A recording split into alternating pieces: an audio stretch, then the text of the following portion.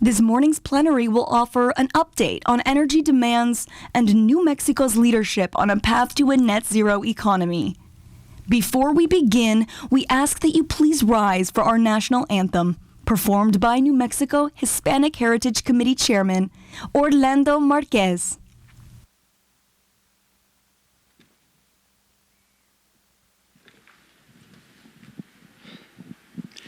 Oh, say, can you see by the dawn's early light what so proudly we hailed at the twilight's last gleaming, whose broad stripes and bright stars through the perilous fight o'er the ramparts we watched, were so gallantly streaming, and the rocket's red glare, the bombs bursting in air, gave proof through the night that our flag was still there.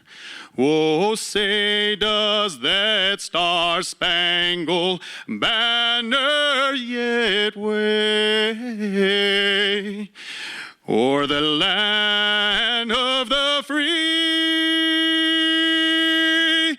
and the home of the brave?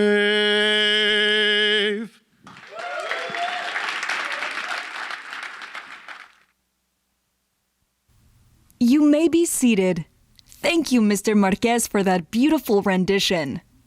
Here to open our program is Chairwoman of the United States Hispanic Chamber of Commerce Board of Directors. Please give a warm welcome to Miss Alice Rodriguez. All right, good morning. Buenos dias. It is hard to see all of you. There's like these blinding lights right in front of me. So if I look like I'm squinting, that's the reason why. One more round of applause for Orlando. Was that not amazing? Like, what a talent. So I want to formally welcome all of you guys to the USHCC inaugural Energy Summit, and it is so great to have so many of our partners and our friends, our community leaders, everyone who is wanting to collaborate and talk about everything that's happening as it relates to the energy agenda, what's happening in our environment, and what's happening in the economy. And this is the fourth great energy transition. We had fire, we had agricultural and animal power, we had fossil fuels, and now this transition to renewable energy. And every time there is a transition, history shows us that there's wealth creation. And at the United States Hispanic Chamber of Commerce, we want to ensure that our Latino-owned businesses participate. And Latinos in general, just given the segment of the population here in this country being 20%, participate in that wealth creation, and we're counting on all of you to help us with that. And what a just fitting time for us to be focusing on this particular topic when tomorrow is the 52nd anniversary of the national environmental movement called Earth Day. I don't know if you guys realize that or not. And it's also just fitting that we're here again in Santa Fe, legendary Santa Fe, where our organization, the United States Hispanic Chamber of Commerce, was founded by some remarkable people, and I feel like I need to make sure I'm acknowledging all of them. So Julian Padilla Jr., Nelson Rodriguez, Julia Zozoya, and John Zamora filed their incorporated documents to form the United States Hispanic Chamber of Commerce here in this beautiful city. And I have to imagine as they were all sitting around a table like us, just having this discussion, they had this foresight of how important Latino businesses were going to be in terms of the force in our economy. And thank goodness that they had that foresight and they organized here in this beautiful city. And not to mention that New Mexico is, in the forefront of the energy sector. I know you guys know this is the third largest state as it relates to fossil fuel production. in our country. And I would say New Mexico is in a very prominent position to help the rest of the country as we're thinking about this transition, because as I know everybody in this room realizes, 80% of our energy production is still fossil fuels. And although there's been some great, momentum happening on renewables, on EVs as an example, it only represents 18% of the total consumption of primary energy, because as you guys know, most of the renewables are generating electricity, which is only that 18%. So a lot of work to be done. And I think this is the right group of people here to really focus on this.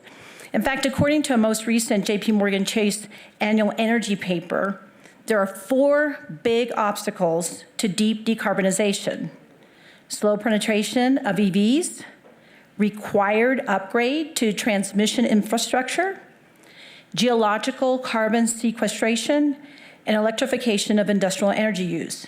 So we need to be thinking very holistically as we think about how do you accelerate this transition that we're all looking for. And as the world is getting ready and already, gearing up to spend trillions of dollars for this transition, again, the role we play at the United States Hispanic Chamber of Commerce is to ensure that our Latino-owned businesses are ready to participate, that they have a seat at the table, that they're part of the collaboration, and we take that responsibility very, very seriously. We're committed to expanding businesses. We expect to work with all of you, particularly in your supplier diversity programs, to ensure we've got the programs that provide the mentorship, that provide our Latino-owned businesses with the wherewithal that they need in order to participate in this. And obviously, we recognize that capital is a very important, critical factor as our Latino-owned businesses are able to participate in this. And it's not just the participation in supplier diversity, it is the participation in the C-suites, it is the participation in really understanding the power that these businesses bring to the table. So I invite all of you guys to really engage over the next 2 days. We have a fantastic lineup for you guys. There's a section on energy sector and the C-suite diversity, partnering with our Native American tribes and their communities, the role of public policy in energy transition, and powering cybersecurity resilience. So we have some fantastic speakers, and I just want to leave you guys with a little quote that I've enjoyed over the years, and this is by Jane Goodall.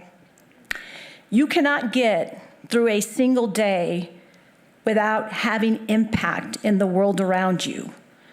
What you do makes a difference. You have to decide what difference you want to make."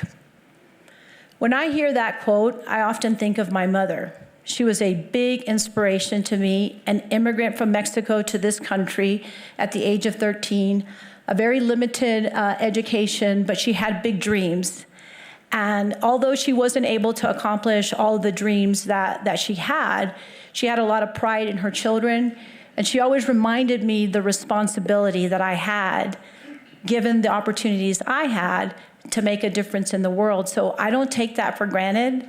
I know I stand on the shoulders of a phenomenal woman, and I'm going to make sure that I make a difference, particularly in this fantastic energy transition that's happening. Thank you very much, and enjoy the program. At this time, we welcome one of our corporate chairs to share a few words. From PNM is President and Chief Executive Officer, Ms. Pat Vincent Colon.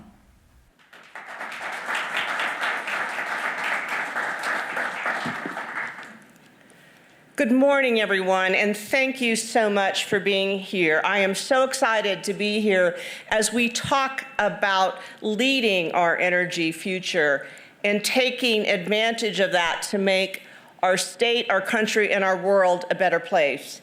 And I'd like to thank the United States Chamber of Commerce for bringing this first ever energy summit here to Santa Fe so we can show off our beautiful capital and our beautiful state. So thank you so much.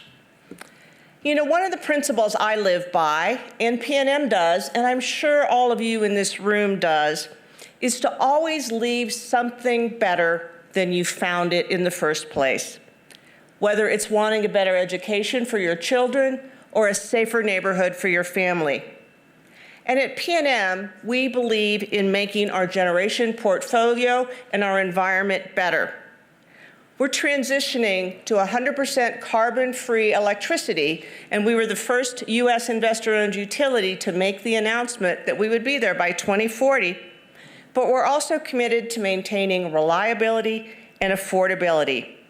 And to do that, we believe in working together, not alone, to build a reliable and sustainable system that can meet our customers' needs and support our states and our country's growing economy. As we continue that accelerated push to be carbon-free, we know we can't do it alone, and we know that partnerships are key. So that's why PNM looked for a partner with significant renewable energy expertise, a partner that can help us keep our customers down by providing financial and purchasing scale. But most importantly, we wanted a partner that shared ours and New Mexico's values. And we found that in Avangrid and their parent company, Iberdrola. You know, their vision for clean energy started before everyone else's. They were talking about renewables and clean energy when most of the world was focused on coal. Their commitment to their environment, their customers, their communities, and their employees is absolutely unparalleled. And they're committed to bringing that here to New Mexico. Avangrid and PNM have a proposed merger agreement. And I'm sure many of you have heard this, but mergers are often described as a marriage.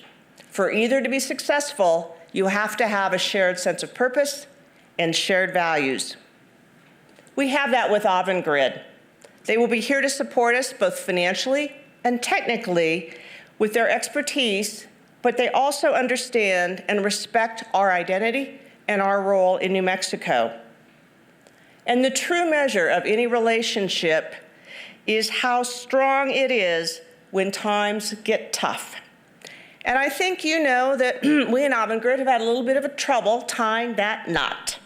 But what has impressed me is despite the challenges, Iberdrola and Avangrid remain committed to New Mexico, committed to the promises they've made, and committed to help making a better world for all of us. In business, as in life, it is really rare to find that kind of a partner. But we have found one, and when the merger is ultimately approved, New Mexico will be stronger and more prosperous because of it. Our next speaker's bio is on the Energy Summit website, and I encourage you to take a look at the very impressive educational and career accomplishments and his basketball exploits of our next speaker. It is my distinct pleasure to introduce the incoming CEO of Avangrid and a member of Avangrid's Executive Office of the Chairman, Pedro Azagra Blasquez. Here, representing our second corporate chair, Avangrid, is their incoming CEO, Mr. Pedro Azagra Blasquez. Okay, so thank you very much, Pat. I'd like to start basically saying thank you to the Hispanic, chambers, of commerce at the U.S. level, and all of you. I think it's an honor for us to be here. I'd like to say thank you to Pat and the whole team of PNM, their employees. I can tell you I'm very proud of that marriage that we agreed some time ago. We had some other candidates to get married with, and I think we chose the right one, in our opinion, and Pat knows.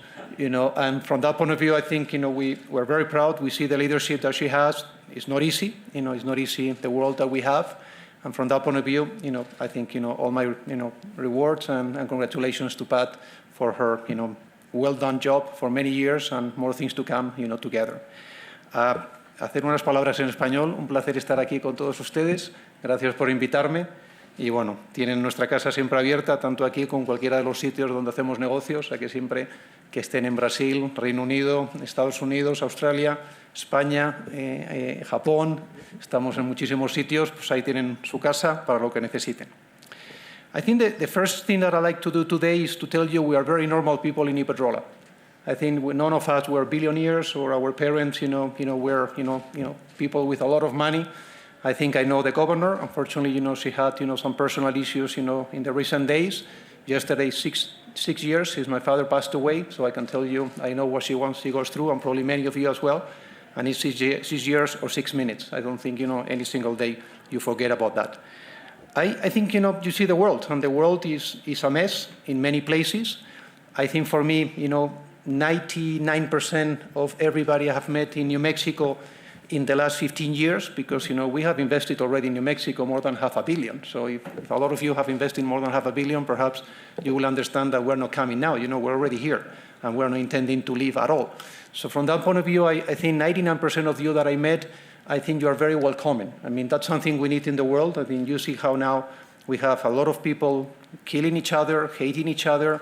I think, what I've seen in 99% of the people I've met now is good friends, welcoming people, and that's what we need in the world, in New Mexico and in the US. I'm here to introduce, the Honorable Governor of New Mexico, Michelle, Luján. I'm going to pronounce that in a Spanish way, Grisham. And for me, that's a pleasure, okay? Before I turn it to the governor, what I'd like is to, to make some remarks about the things that I consider, in my opinion, about, what's going on right now. In terms of the governor you have, I think in my life I've seen in so many, deals, transactions, more than 120 transactions, more than 150 billion of transactions all over the world. I think I've met many people, and that's why I consider Pat, clearly a leader in this difficult world that we have, in the utility sector right now. You have a lot of people that they are dreamers and some people that they are doers. I think some of us at Iberdrola, I'll tell you a little bit about us. But when I see your governor, I clearly is one of those people that, she's doing both things. And you should be proud of that. It's not very common to find that all over the world. A lot of people just dream, and I say, we do things, and a lot of people try to do things, but, just the things they were doing before. You want to change a lot of things. So I think you're very lucky with the governor you have right now, because, she's definitely, doing both things. In terms of us, Iberdrola and Avangrid, let me just tell you a little bit about, the history, okay? So I joined Iberdrola more than, it's probably now almost 25 years ago. We were, the 30-something company in the world. And it was not easy. We had, 2 or 3 hostile takeovers that successfully we rejected. I think all the Spanish companies that I met, when I was in my previous professional life or when I joined Iberdrola, they are now part of other groups. I think the German, some French companies, state-owned, they were very big. They were looking down on you, not just because you were Southern European, it was also because you were small compared to them. I think most of them right now are probably a third, half of us. And the important thing is we have not changed. It's the same team, more than 20 years together, modest, on the ground, meeting all of you. It's relevant our titles. We just need to make sure, the right people get the credit, not us. It's our shareholders and the governors, the legislatures, the politicians. We just need to do our homework serving customers. We're serving right now more than 100 million people in terms of energy. We have, directly or indirectly through our contractors, more than 400,000 jobs, in excess of that, related to us. And probably most importantly, but not important, no less than the network business. We took a decision more than 20 years ago that this world had to change and that the focus should be green. And that's not the reason why we have our ties and we have our logo. And, so there are many things behind.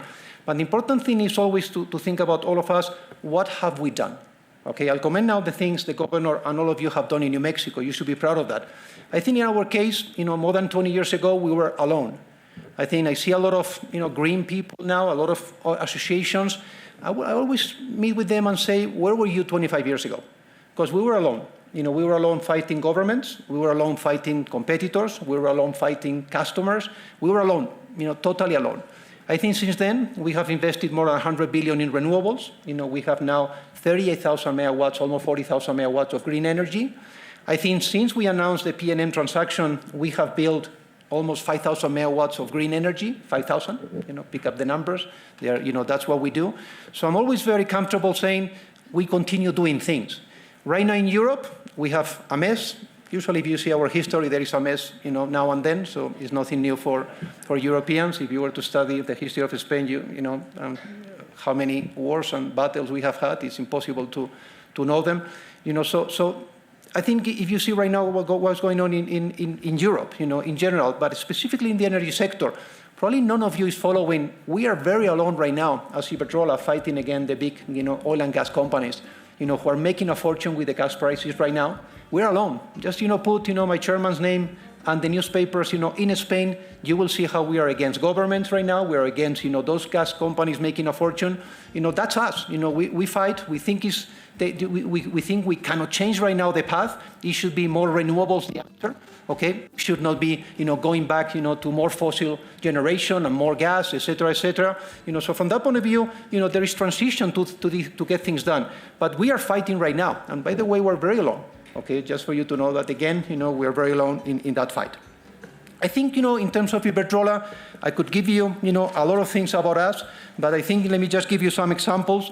In the last, 15 months, since we announced the transaction, we have been, awarded, one of the two, most green energy companies, utilities, according to Energy Intelligence. I think we have been,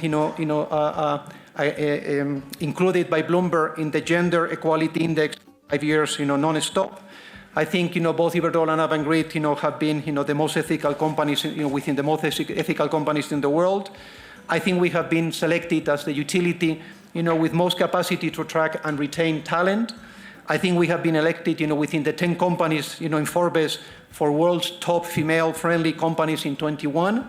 We have been selected, in the world top, companies for ESG by Standard & Poor's, in the Just 100 list, and in the Emerging Assistant, awards that we have achieved in the Northeast. And I just wanted to say that, and probably I can give you 10 more.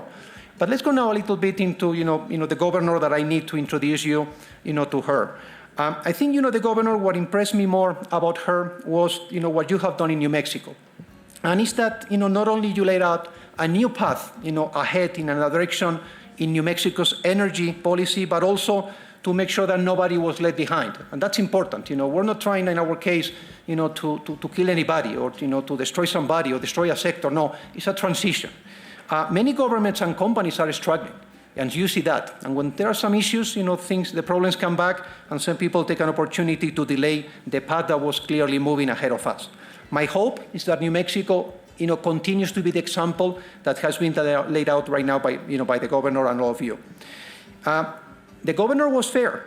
She was tough in the utility, but at the same time, she continued to allow them to attract, the funding that is needed, to continue investing in this transition. Remember, electrification is critical. If you have a potential blackout, the big customers, they walk out of there. We've seen that in the UK. We've seen that in Brazil. We saw that in Mexico. Mexico right now is another issue.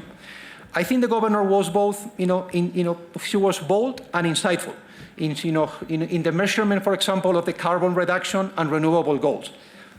I don't want to downplay, the energy policy and the goals, but I think, here in New Mexico, the transition is not only unique, but it's admirable, and it should be replicated. And we're using some of the things that you have done here, to put that on the table in other governments. It is the care, for the people and the regions that maybe have been affected. The other difference here, you're not leaving anybody behind. You're taking care of those people and those regions, and that's the important thing as well, as we did in Spain, for example, when